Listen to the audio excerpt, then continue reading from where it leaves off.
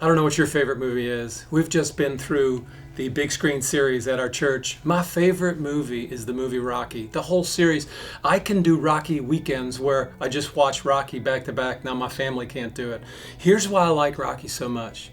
He gets beat up, he's hit, he's sweating, he's bleeding, his eyes are shut, he's down, but he gets back up. Even though you don't think he's going to get back up, and then he sees Adrian, and it gives him new life, and he's going for it again, and he becomes a champion. So we've been studying the book of Galatians. I want to take you a little bit outside the book of Galatians, and I want to show you how this whole thing started. Go to Acts chapter 14, verse 19, just a few pages in front of the book of Galatians. And here's what it says about Paul on one of his missionary trips. But Jews came from Antioch and Iconium. Those are going to be Galatian churches. And having won over the crowds, they stoned Paul and dragged him out of the city, supposing him to be dead. Wow. The apostle's been stoned, and he's just about dead. And you remember when Rocky saw Adrian? I think what Paul sees is the cities of Iconium and Lystra and Derbe.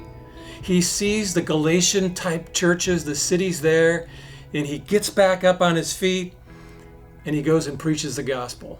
And the reason we see him so discouraged in the book of Galatians is because these are the churches that came to life. These are the churches, the cities that Paul saw and wept over them, even after he was beaten and stoned. And it might just be, some authors would say, that the very first book, very first letter that Paul wrote, you know what it was? This letter to the Galatians. And he gives them a stern warning. He calls them out.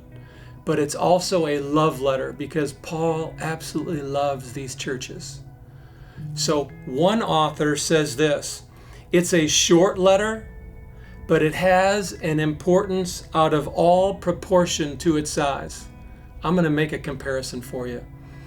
I remember when I was looking for an engagement ring, before my wife and I were married, looking for an engagement ring, and I had a neighbor friend who was a jeweler. He said, come over to my house and I'll show you some things for an engagement. So I come over to his house, sitting in his living room. He takes out all these little tiny brown manila envelopes. He opens that little envelope out and I think something's going to pour out of there.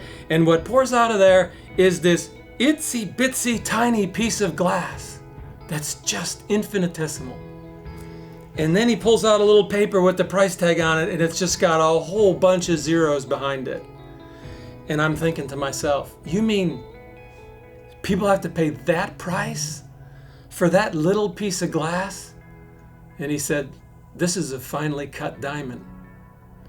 The book of Galatians, as you've gone through it these last 20 sessions, is a short letter, but it has the importance out of all proportion to its size.